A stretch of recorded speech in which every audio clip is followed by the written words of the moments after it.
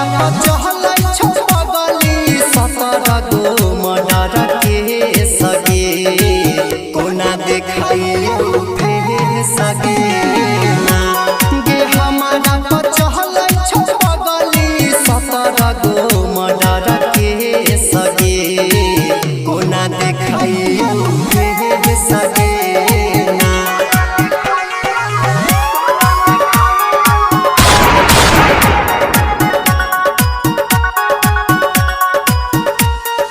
Radhika recording studio Saharsa.